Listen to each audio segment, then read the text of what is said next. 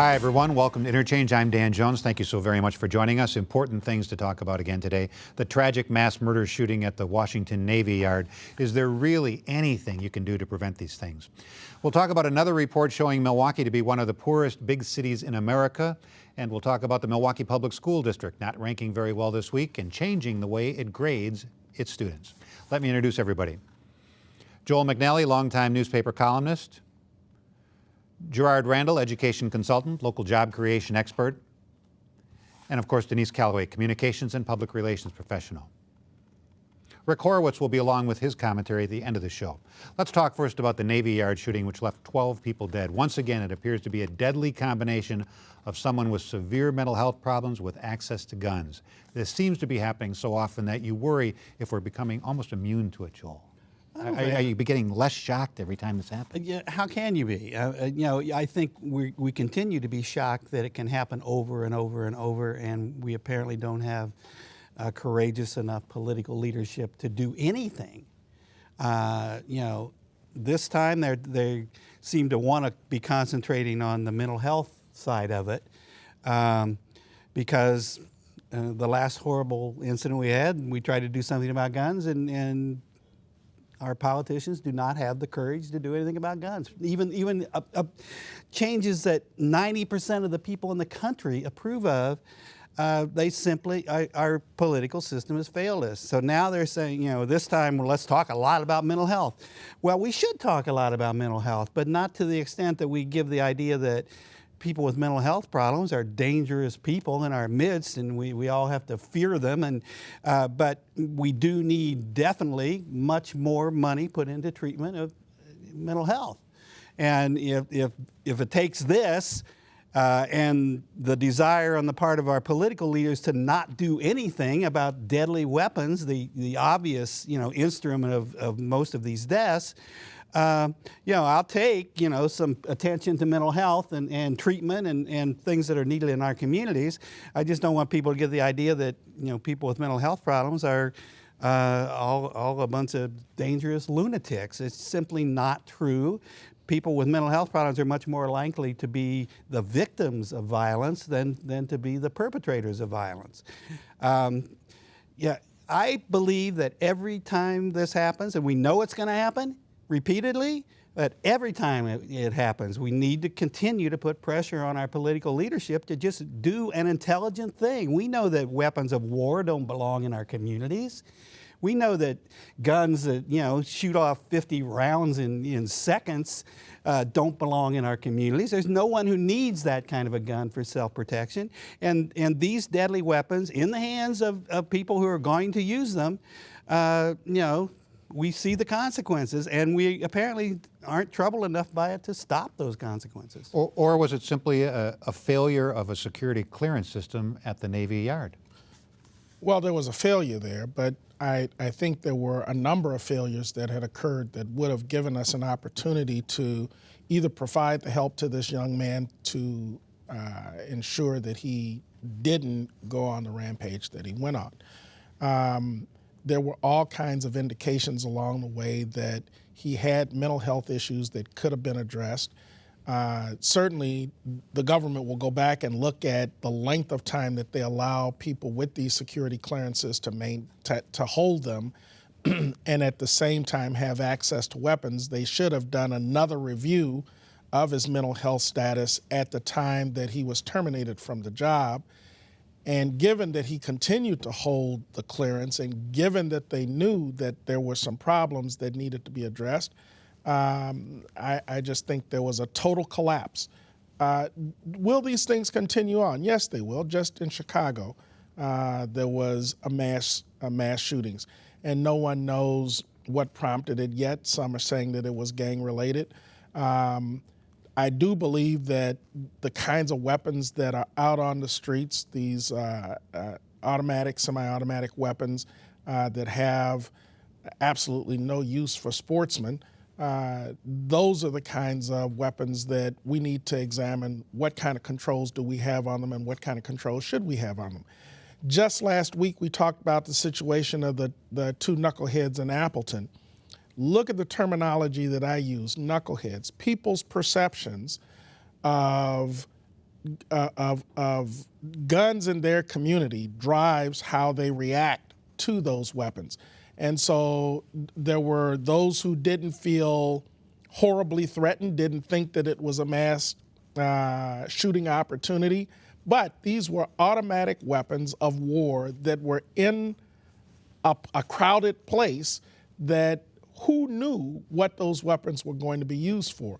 So we have to change our thinking around these weapons. We have to change our thinking around how we allow people who may have some proclivities to use those weapons, get access to them and maintain access to them.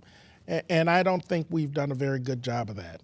Denise, you look at the situation at Sandy Hook or the Washington Naval Yard or just what happened Thursday night in Chicago where all the people were shot in the park.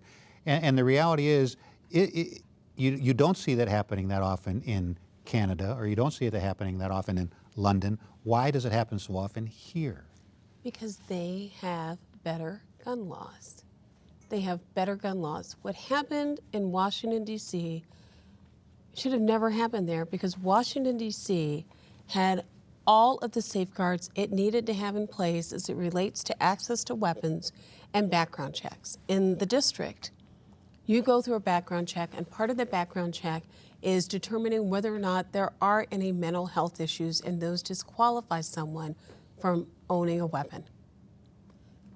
D.C. did everything it did to protect the people who live there. The problem is, over in the state of Virginia, where this man bought these weapons, that background check was not as stringent.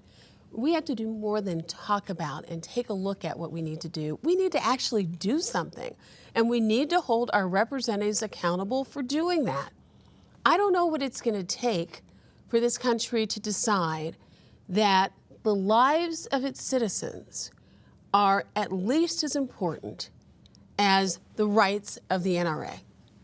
I don't know what it's going to take. You see a massacre of children in Sandy Hook. You see innocent people shot down just because they happen to be in the wrong place at the wrong time with these weapons that are absolutely combat grade, and nobody who's not in the military in a combat situation needs to have any access to these weapons. You know, I'm going to say, Joel, I think we're not only used to this, I think in a sad, sick way, because we have failed to take action, and we as citizens, quite frankly, have failed to hold our representatives accountable for this. It's almost like we've found this to be acceptable. Well, this is the 20th time in his presidency of just over 5 years that President Obama has been in office when there's been a mass shooting. Obviously, in this country, we just don't care about this. We don't think it's important enough, and we're willing to tolerate it because the rights of the gun lobby are so strong that we apparently just think that there's nothing to be done about it. And it's a stain on all of us. It absolutely is. The thing is, you know, that what just happened in Colorado, two people who supported intelligent gun laws that actually the state of Colorado supports overwhelmingly, got recalled in a low turnout recall election, and that's all the politicians need to scare them from ever doing anything about all of this stuff. And the truth of the matter is, the gun voters are going to vote what their strong feelings are, and the rest of us are sitting back and not voting what our strong feelings are. We should vote out everyone who refuses to take action. But you know what? As much as it's Congress's fault, you're absolutely right. It's our fault as well, because we don't speak loudly enough when these things happen, and every other time in between, to say to our Congress people, we think that these gun laws need to change. We think it's not acceptable for dozens of children to be killed at Sandy Hook, for 13 innocent people to die in the Navy Yard. We own this as much as Congress does. All right. Let's talk about this study this week that shows Milwaukee continues to be one of the poorest big cities in America, with 30% of the people here living in poverty. Mayor Tom Barrett comes out and says, well, Milwaukee's poverty is a regional problem, and we have to start looking at regional solutions. Is that true, or is this Mayor Barrett looking for money to address the problems that Milwaukee can no longer afford to address on its own? Sort of like when they built the stadium. We can't do this ourselves, so let's make it a four-county problem. Well, it would be easy to take a pot shot at the mayor's leadership, but he is right on this sense. If it wasn't a regional problem before, it's certainly a regional problem now. 30% of your community in poverty, and people have been pointing this out, that the poverty rate is growing. The number of people who are in need of resources to pull out of poverty and to just maintain is growing. And there are far too many institutional failures that are involved in this growing rate. Let's look at just the W-2 program. Since 1998, we've had reformulation of the federal government assistance programs to the poor. There had been little understanding about how that program works. The program was implemented. The state had W-2. It went through many iterations of getting support out to the poor. This community had programs. In fact, one program that I chair, the Social Development Commission, that had a number of different approaches to addressing poverty in this community. It's had its discombobulations. The agencies that have worked to serve the poor in this community, and one of them, CYD, is probably about to go out of business. You've got all of these influences that are mitigating our efforts to address people in poverty. And that's not even talking about personal responsibility. What about making sure that kids are in school so that they don't have to suffer the effects of being in poverty? And I just today looked at the number of young people who were out on the street that should have been in school. The number of jobs that we should have, that we don't have, that would pull people out of poverty.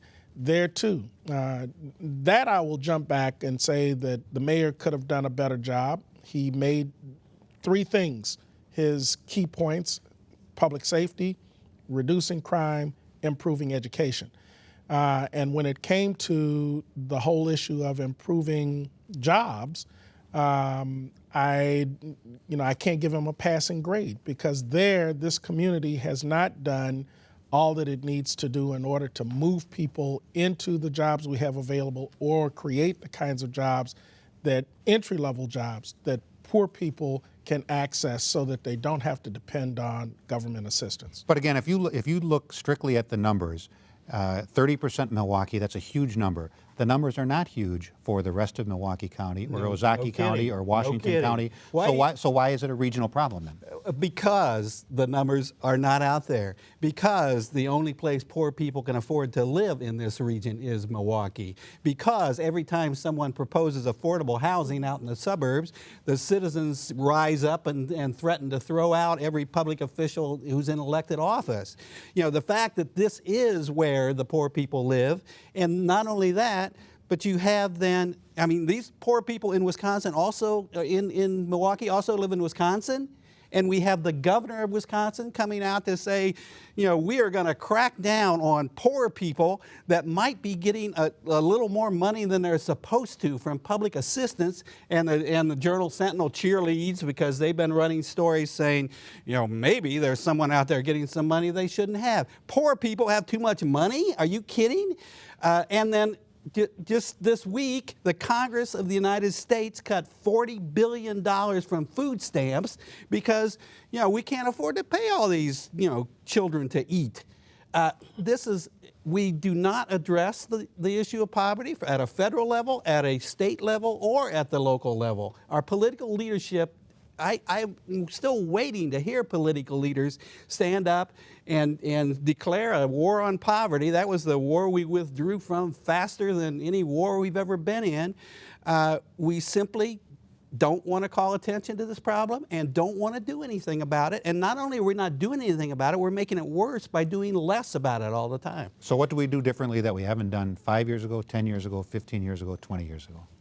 I think one of the things that we need to do that certainly has not happened over the past 2 years is that the state of Wisconsin and the city of Milwaukee, the governor and the mayor, have got to work together to develop a joint solution to address the issues of poverty and joblessness in the city of Milwaukee. That would be a huge step. And it's not happening. And that is to the detriment of the citizens in Milwaukee and ultimately the citizens of Wisconsin. You know, Joel's right when he talks about, the things that are happening to poor people. And it is tough being poor. It's not easy being a poor person. And that somehow how we have developed this myth that I think probably started with the horrible myth that President Reagan talked about with the welfare queens driving the Cadillac. Being poor is hard work. It's real hard. You have to figure out how to make do and support your family with less than anybody has. And I'll tell you one thing, I have never met a poor person who chooses to be poor. Never. We have to figure out ways in which we offer opportunities. First of all, we need to have a plan for jobs. And Milwaukee is the biggest city in the state of Wisconsin. It drives the economic engine of the city, and that's what people in the surrounding communities have. And if Milwaukee does not reach its fullest potential, neither are other communities going to be able to do that, and certainly our state's not going to be able to do that. We need a plan to grow jobs. We need a plan for job training for adults. We need to provide opportunities for people, even as it relates to housing. If we talk about poverty, my gosh, over the past few weeks, we see the symptoms of it, and the governor and mayor have talked about the symptoms of it when we take a look at the number of tax foreclosure homes in the city of Milwaukee. If we don't want Milwaukee to begin to go down the path of Detroit, and I cringe to say that because when I hear people say it, but it's true. We can take a look at what has happened to other large cities where poverty has grown unchecked, unabated, without the willingness of more than just the community in which these people live to step in and figure out a solution. If we don't, let's take a look at what those other communities look like, because that's where we're headed. I would agree with you that the issue calls out for some coordinated political leadership. I'd be perfectly happy if we had a Marshall Plan for youth, just targeting youth and address all those problems that are attendant to our current youth today, because that's where we can begin to move them out of the situations they're in and into better lives. All right, let's talk now about the rankings of school districts released this week by the State Department of Public Instruction. The one district at the very bottom of the list, rated as failing to meet expectations, was Milwaukee. Does this mean that the school district is in fact failing to do the job, or does it mean that the expectations are too high for a community with so much poverty? No, I don't think the expectations are too high. In fact, I think this district has probably gone beyond what most other districts in the state have done in setting the bar higher than what it's certainly been in the last 15 years. I think part of what we're seeing is new rounds of assessment that are a lot more stringent that are coming out, and it's showing that across the state, student achievement is not at a level that's acceptable to virtually anyone. Poverty does have an effect, though, on what children bring to the school that affects their learning. A kid that's hungry is not going to be focused on learning when they get to school. A kid that has health issues is not going to attend school so that they can get the learning that they need. So all of these things which we tend to throw onto Milwaukee and then expect that they'll perform like Nicolay is just crazy. 20% of the students in the Milwaukee Public Schools are special needs students. That has an effect. And yet, when you ask for additional funding to support those kids who have those special needs, no one wants to provide it. Look at some of the schools in MPS, and I know that there's going to be an effort to correct it, but at one school, for example, 30% of the students in that school are special needs students. That has an effect on the student achievement in that it has an effect on the culture in that school. We've got all new teachers in some of our buildings. Let's look at the fact we just hired, 530 new teachers? That has an effect on student achievement as well. So all of these things that other districts don't have to address in the magnitude that MPS has to address, will have an impact. Is it fair for a taxpayer to say, okay, if this district is at the bottom of the list, what are we getting for the hundreds of millions of dollars that we put into MPS every year? If it's not getting better, what are we getting for all that money? But I think that that's a fallacy. If somebody actually looked at the data, and if someone actually, even in this case, read the Journal Sentinel, because it was correct this time, there have been improvements. There have been improvements. And, you know, one of the improvements was that you have more schools that are in the meeting or exceeding category than you did last year. And you have fewer schools that are in the failing to meet expectation area than you did last year. Some of that data, particularly the enrollment data, dates from 2010, 11, and there actually have been improvements in the attendance rate since then. There have been improvements in the graduation rate since some of this data was studied. So, you know, I think you have to look at. It's important to look at this report card. And yes, I don't think there's anybody in MPS who would say this district needs to do better than it's doing. Absolutely. But you also have to look at what actually is taking place now. The other thing you have to remember is in a school district this size, the largest school district in the state, numbers matter. In some smaller communities, and particularly smaller schools, you may have 5 kids in a class, 3 kids in a class, where if they improve, it's going to drastically change the score of that school, and therefore change the score of that district. If you're in a district with 5,000 fifth graders, you've got to see more kids do better to move that needle as far. But I think that there are things that the district's doing, particularly around implementation of the Common Core, and other things that are putting rigor into the system. Whenever we talk about MPS, you always say the answer is more money. It's Same resources. thing? It's resources. And you know, the other side always says, well, you can't just throw money at the problem. There has never been a problem we've ever solved without throwing money at it. You know, money doesn't solve everything, but money, I'll tell you, solves poverty. It solves, you know, not having enough money to provide the programs that children with special needs need. It solves, you know, when we had rockets blowing up, you know, off the launching pad and John Kennedy said we were going to go to the moon, we threw a lot of money at it, and we did. We've got, you know, schools blowing up now, and we've got kids blowing up, and their whole lives being destroyed because they aren't getting what they need. And you say, well, we gave them a lot of money. No, you didn't give them enough money. You didn't put enough money into the problem to solve the problem. And you know, it frustrates me no end that, you know, it's related to the poverty question. We would rather these people be out of sight and out of mind, and we never have to think about them. And if it's not working, we'll just take more money away from them. All right. Let's go back to gun violence for just a minute. This week's shooting in Washington have lots of people riled up, of course, including Rick Horowitz. But he's also still thinking about a recent event somewhat closer to home. Call it a shooting that almost happened. Rick.